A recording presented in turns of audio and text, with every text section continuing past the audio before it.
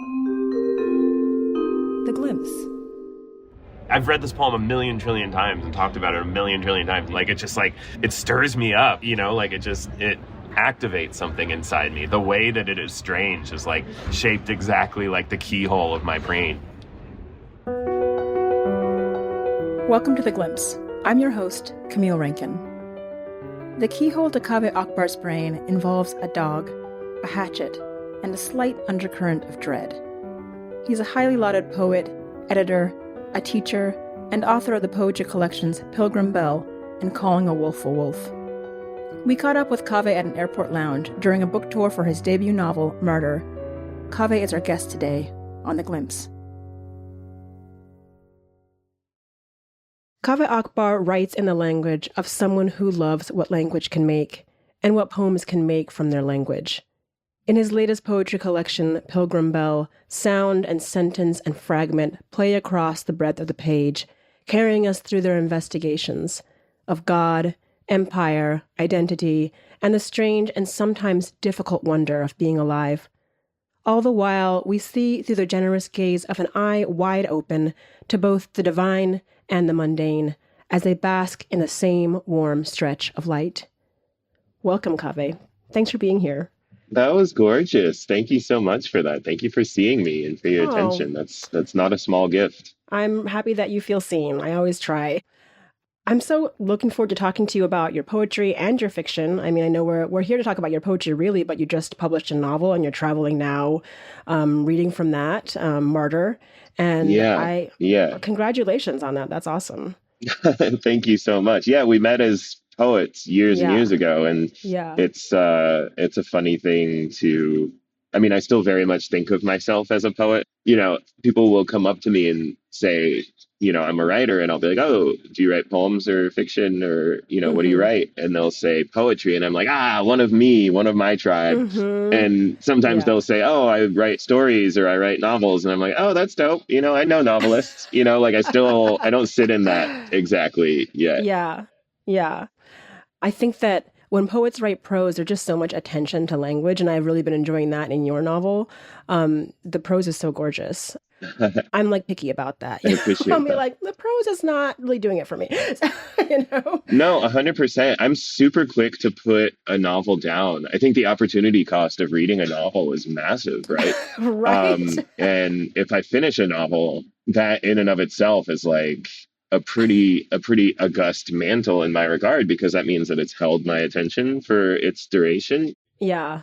I mean, you're a terrific poet, and you understand that even if you're writing a long poem, that doesn't mean that, in the middle of the 10-page poem, your language can get slack, right? It's a long, you're just lengthening the tightrope. And I feel like that was the novel for me, right? I still want to say things in their most irreducible way. I still want to say complicated things simply, right? But I can say 85,000 words instead of, a sonnet or whatever.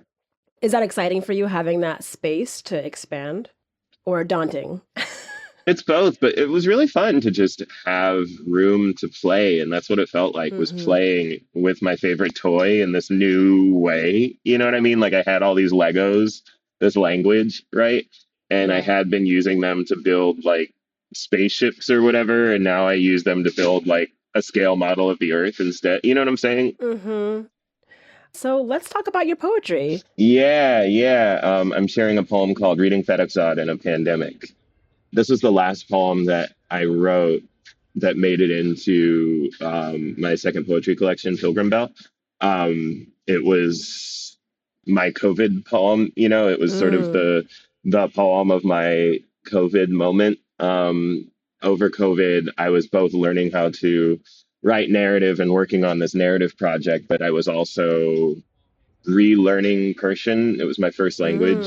I was born in Iran, but when we came to America, it sort of atrophied. My brother is 7 years older than me. And so when we got to America, he was really struggling in school. And so in a misguided but understandable effort to help him, my parents banned speaking Farsi in the household. And so, our first language sort of withered a little bit. And so over quarantine, I had this Persian tutor with whom I met on Zoom, and I was working on learning Persian as I was processing this mass casualty event, this global catastrophic death event.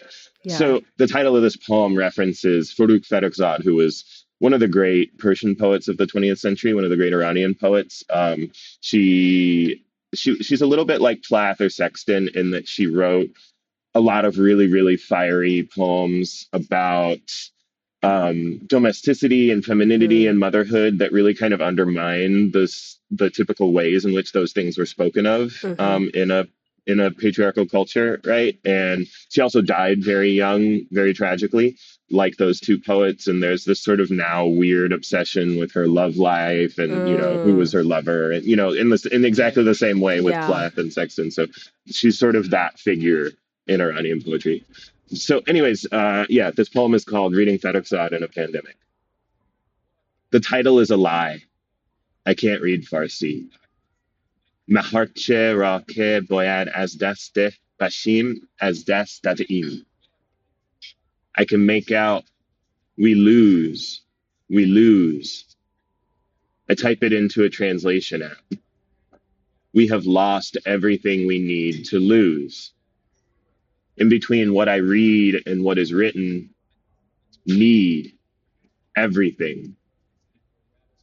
Here, the waving flag. Here, the other world.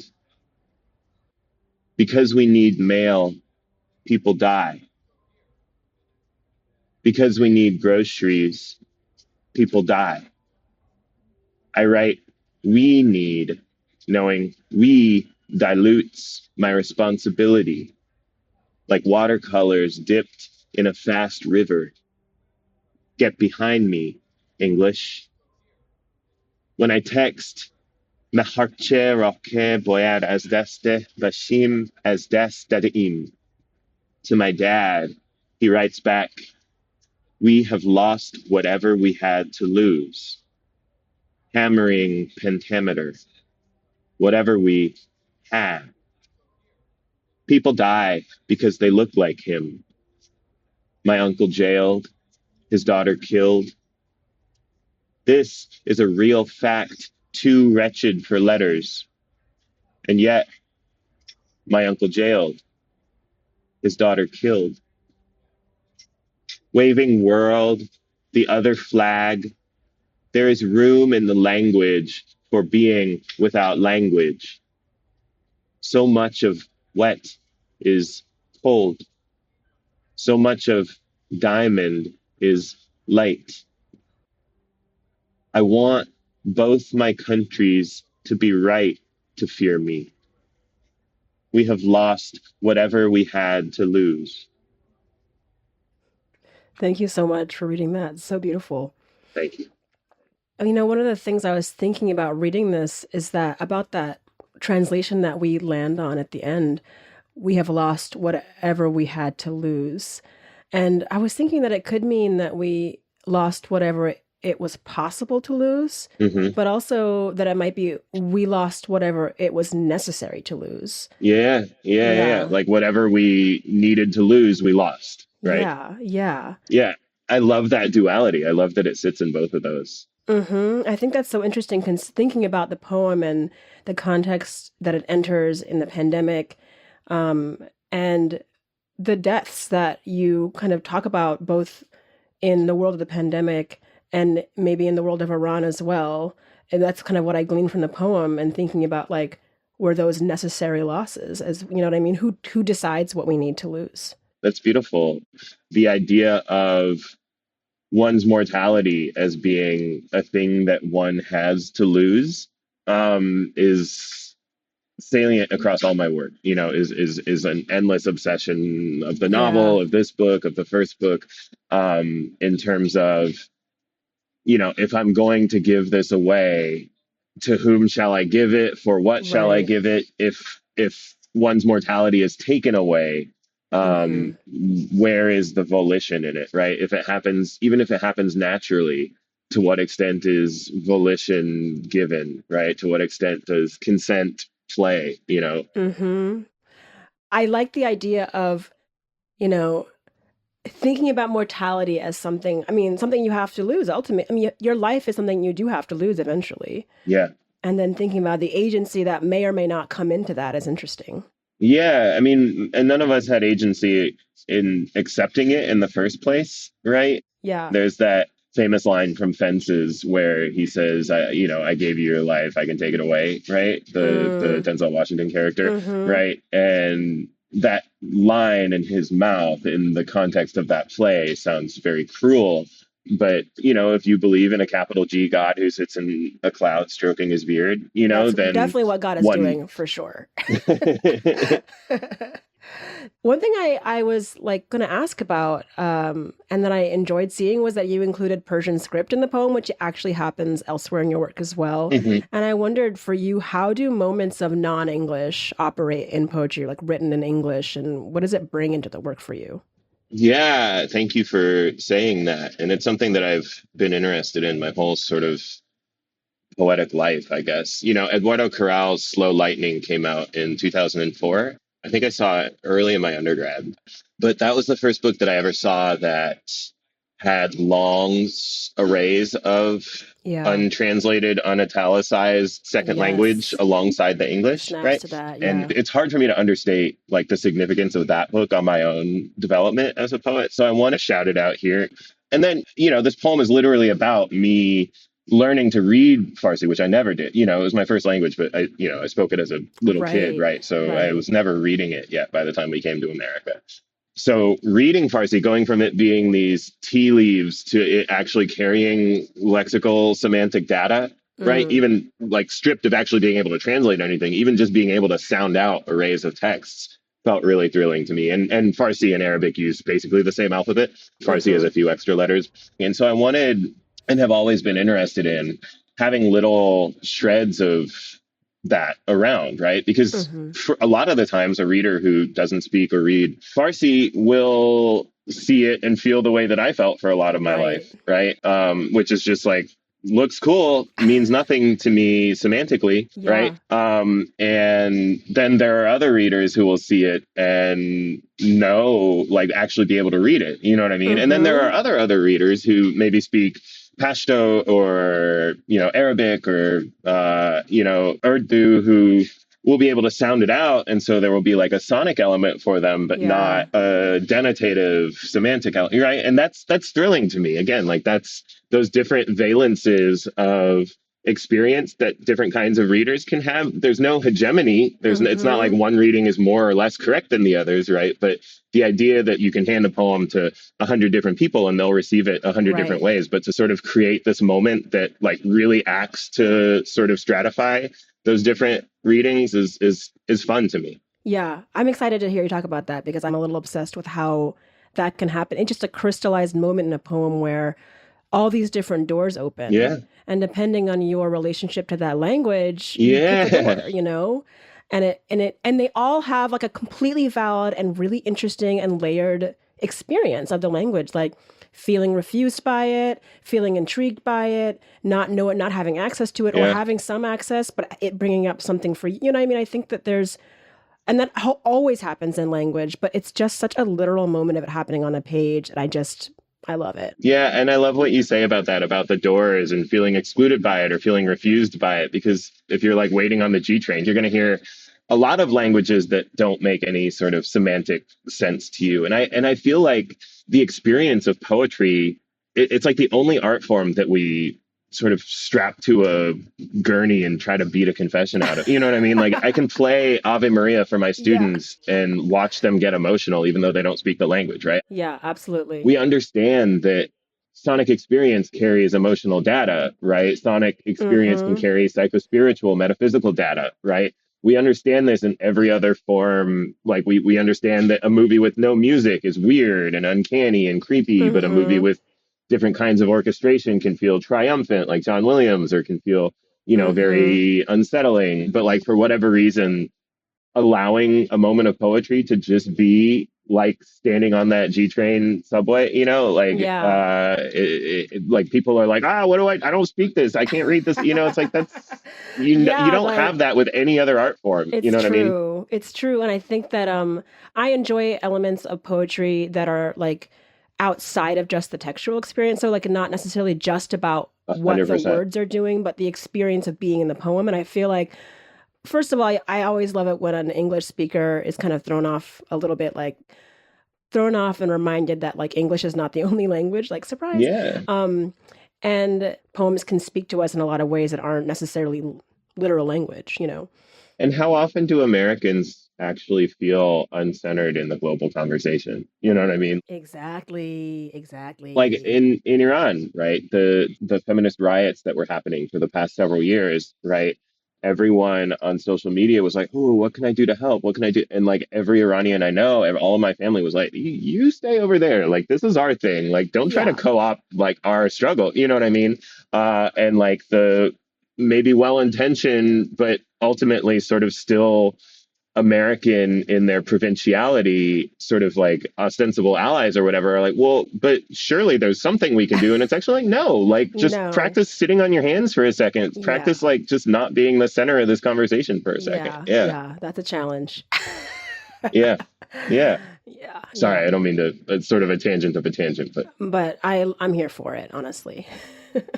Just have to sit with it. Something that we all need to learn sometimes, especially in this country. yeah. Yeah. And sometimes you don't have to sit with it. There's moments, you know? Yeah. Well, let's take a little break. Let's take a little break.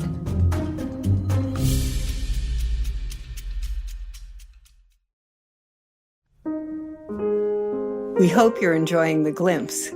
It's just one small part of the Adrian Brinkerhoff Poetry Foundation. We're the founders, Peter and Kathy Halstead. Our goal is to make poetry more accessible to everyone, and we do that in a variety of ways. Through partnerships, our film series, this podcast, and our website, brinkerhoffpoetry.org. We hope these works will lure you into a parallel universe, the way a Mobius strip brings you into another dimension without leaving the page you're on. Thanks for listening. So we're back. We're back. And we're going to talk about your inspiration poem. Do you want to tell us about it, or you can just jump in and read it? Sure. Yeah. So Russell Edson's Neighborhood Dog is the poem that I thought of. Or Russell Edson's The Neighborhood Dog, sorry. It's an utterly strange poem. Russell Edson was in the school of kind of Daniil Carms or James Tate, of just writing these utterly uncanny little fable poems almost, or parable poems.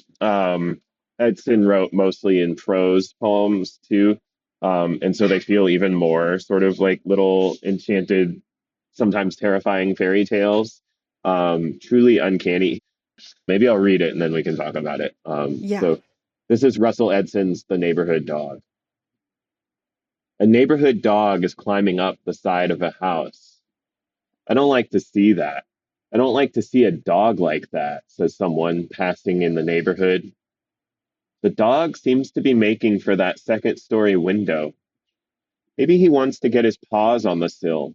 He may want to hang there and rest, his tongue throbbing from his open mouth. Yet, in the room attached to that window, the one just mentioned, a woman is looking at a cedar box. This is, of course, where she keeps her hatchet, in that same box, the one in this room, the one she is looking at. That person passing in the neighborhood says, that dog is making for that second story window. This is a nice neighborhood. That dog is wrong. If the dog gets his paws on the sill of the window, which is attached to the same room where the woman is opening her hatchet box, she may chop at his paws with that same hatchet. She might want to chop at something. It is, after all, getting close to chopping time. Something is dreadful. I feel a sense of dread, says that same person passing in the neighborhood. It's that dog that's not right, not that way.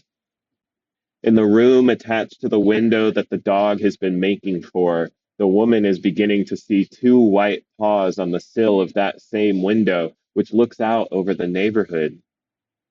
She says, it's wrong. Something, the windowsill. Something, the windowsill. She wants her hatchet. She thinks she's going to need it now. The person passing in the neighborhood says, something may happen. That dog. I feel a sense of dread. The woman goes to her hatchet in its box. She wants it, but it's gone bad. It's soft and nasty. It smells like something that's lost its ghost. She wants to get it out of its box, that same cedar box where she keeps it, but it bends and runs through her fingers. Now the dog is coming down, crouched low to the wall, backwards, leaving a wet streak with its tongue down the side of the house. And that same person passing in the neighborhood says, that dog is wrong. I don't like to see a dog get like that. It's not over yet. That poem is so strange. It's like delightfully strange. It's so strange. I love Isn't it it. the strangest poem you've ever heard? It's Yeah, so weird. it's one of my desert island poems just because, so many people try to write this kind of strange just for the sake of strange, like, oh, there's an elephant and the casino Right. teller is sneezing and the elephant is barking, and just saying random shit. But something about this poem that makes it so uncanny and so strange is the way that it's almost a suburban Yes. scene, it's Yes. almost like Stepfordian, Yes, I think uncanny is the perfect word. I mean, I love the idea of the uncanny, like this thing that's just a little bit off Yeah. from what you are used to, And I think that Yeah. it's Yeah. kind of like the uncanny valley, It's just like Yeah. that's what makes it so uncomfortable because you almost recognize it. Mhm. And this is interesting because, like you're saying, it's not randomly strange. It's like it feels like allegory, but then it's also just has these elements of such Yeah. like just the bizarre that you can't quite place necessarily easily into Yeah. allegory, Yeah, yeah. I mean, just the woman saying that dog, I don't like to see a dog get like that. Yes. It's like I don't like to see a dog get like that is like what you might say if a dog is feral or if someone is like Right. spoiling their dog. I've read this poem a million trillion times and talked about it a million trillion times. Like it's just like it stirs me up, like it activates something inside me. The Yeah. way that it is strange is like shaped exactly like the keyhole of my brain. You know what I mean? Yeah, absolutely. It's funny when I started this poem, I remembered seeing like in New York once the squirrel walking on the side of like a stucco apartment building and having the same reaction. I don't like to see that. I don't like to see a squirrel like that. Yeah. I was like, I'm implicated. Yeah, because my spouse and I were both poets. My spouse is transcendent American poet Paige Lewis, and we both like are constantly reading each other poems. And this was a poem that I think I discovered it fairly early in our courtship or relationship or whatever, marriage. So we are constantly referencing it, like we're constantly saying like it's chopping time, it's almost chopping time, or like we'll say like I don't like to see an ex get like that. Like if there's like a car that's like falling apart, I'll be like I don't like to see a car get like that, or Paige will be like I don't like to see a shopping cart get like that, right? It's sort of one of our little go-to. Just a great way of describing something that it's just making you feel uncomfortable, Yeah, it's just unsettling. Like that squirrel shouldn't be able to be lateral on the stucco like that. It should not. It should not. Yeah. And I still think about it sometimes. Yeah, I think what I love about the poem so much is that it's irreducible. It's not a short poem, but every piece of it contributes to that strangeness, like the strangeness early in the poem of sort of establishing her going to the hatchet box Right. sets you up for when she finally picks up the hatchet and then it runs through her fingers. Yeah. Like it's something that's lost its ghost. What? I'm like, it's what? Like at first you're like, sure, that smell, because everything else has been so concrete. And then it's like, wait, what is that? Yeah, it smells like something that's lost its ghost. It almost sneaks up on you. Yeah. Literally, like it's like you read it and you're like, okay, yep, like something that's lost its ghost. Sure. And then you're like, wait a minute, it comes back from behind, Yeah. And then you can break it to like something that so everything has a ghost. Right. And then the loss of that ghost creates a smell. You know what I mean? Like it's one of those things that like the more you look at it, the more complicated it gets. And then a hatchet has a ghost. A hatchet. So every object, not just like humans, animals, plants, every object also has a ghost and has the ability to like go off. like, oh, that hatchet, it's not good anymore. Yeah, it's lost its ghost. It smells like something it's gone bad. Yeah. I don't like to see a hatchet get like that. Yeah. I mean, I get the woman's reaction, honestly. It makes sense. The other element about it that I think is interesting in terms of its strangeness and how it works, it doesn't feel random, is that I can see how this could be like a commentary on like a surveillance state or policing even, you know? Like it's almost there. So it's like there's like these threads that you can tie in to like this social commentary, but it doesn't like insist on that either. 100%. It's just possible. Yeah. I think undoubtedly you could say it's inflected by the atmosphere of a surveillance state. There's just general sort of tension even among, households and neighbors, and that Edson was breathing, right? I'm sure that one could write a very, very compelling essay being like, well, the woman represents this and the dog represents that. And, and I've never been particularly interested in that kind of forensic reading of poems. But certainly there's a mood here, right? There's a mood. And again, there's a lot of doors that a reader can open. If a person walks into this poem feeling claustrophobic because of maybe a history of domestic abuse, right? I think that there's a way in which you could read this poem as a text that is speaking to that. If someone walks into this poem with a history of racialized violence, I think that there's something in this poem that speaks to that, right? If someone is just feeling ill, like their body is ill-fitting in a particular day, if they're feeling kind of dysmorphic, right? That feels lucky and magical to me when a poem can be all of those things to all of those different kinds of readers without just being so nebulous as to be like, sort of just nothing, right? Like this poem is concrete and it lives in the world of images. It's not just this nebulous cloud of language that doesn't have any real center, right? But I think it is expansive in its sort of generosity to its readers, Yeah, I think it's really interesting how there is something at stake, but the possibility of what's at stake is multiple, That's a gorgeous way to say it. That's a perfect way to say it. Yeah. So I want to say thank you so much for talking to us during this time when you're traveling so much for your book, you're on tour. I'm sure that you're basically busy all the time with readings for the tour for Martyr, but are you thinking about what's next for you writing-wise? Are you working on something now, or are you you can take a break too? Yeah. No, sure. No, it's a generous question. And I'm so grateful to be here. I love your mind for poetry and have for a long time. And Thank you. It's my luck to get to be here and sort of chopping it up with you about poems. But yeah, I am always writing. I'm someone who always writes, and the vast majority of what I write, I never show to anyone. A small percentage of that I show to my spouse, and then a much, much smaller percentage of that I show to the world. You know what I mean? Yeah. It's my luck to get to be here. Yeah, it's been a delight. So we have something special for our listeners, thanks to you. The first 12 listeners to drop us an email at theglimpsepoetrypodcast@gmail.com with Martyr in the subject line will get a copy of this book. So please do that. Please send us an email. Don't forget to send us your name in the email and your mailing address so we can actually send it to you. And that's at theglimpsepoetrypodcast@gmail.com with Martyr in the subject lines. That's so cool. Yeah, that's great. Thank you so much for helping us to make that happen. And I hope they will enjoy your prose as much as I've been enjoying it. Thank you for saying that. It's my luck to get to be the beneficiary of your attention. Well, it's been a delight. Delightfully strange. My favorite kind of delight. Yeah. Yeah. And yeah, I hope that we'll speak again soon. Thanks so much, Camille. I appreciate it. Yeah, thank you.